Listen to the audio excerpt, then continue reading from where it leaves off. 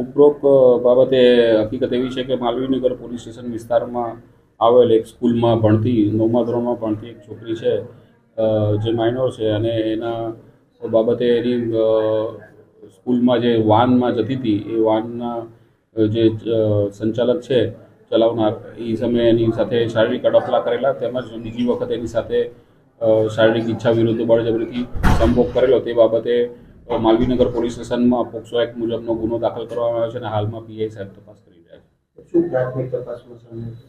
પ્રાથમિક તપાસમાં કે 2 વખત 17 ને 19 તારીખે 2 વખત એની સાથે શારીરિક અડપલા તેમજ શારીરિક સંભોગ કરવામાં આવેલો ઈચ્છા વિરુદ્ધ, અને આ બાબતે ધાક ધમકી આપવામાં આવેલી અને કોઈને ઘરવાળાને કહીશ નહીં એ રીતે ધાક ધમકી આપેલી, જેથી છોકરીએ જણાવેલ નહીં. ત્યારબાદ છોકરીએ માતાને જાણ કરતાં એમને ફરિયાદ આપેલી છે. આરોપી કોણ છે?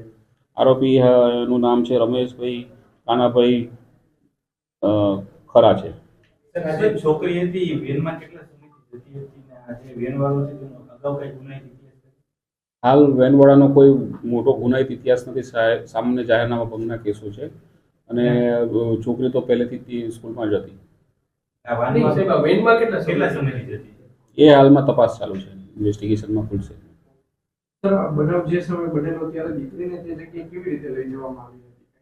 દીકરીને વાનમાં રેગ્યુલર જતી હતી અને ત્યારબાદ સ્કૂલનો અમુક પરીક્ષાના સમય પૂરો થયા બાદ આ આરોપી છે પોતાને છોકરીને રોકીને રાખતો હતો અને કહેતો હતો કે આપણે ચોકલેટની લાલચ આપતો હતો અને કે તું મોડે સુધી રોકાય, આપણે વાત કરીને એમ કરીને એને બળજબરી કરેલ છે. સર, આ વાહન ચાલક છે તેને અન્ય કોઈ દીકરીને પોતાનો શિકાર બન્યો કે હાલ પૂરતું કોઈ ઇન્વેસ્ટિગેશનમાં આવેલ નથી.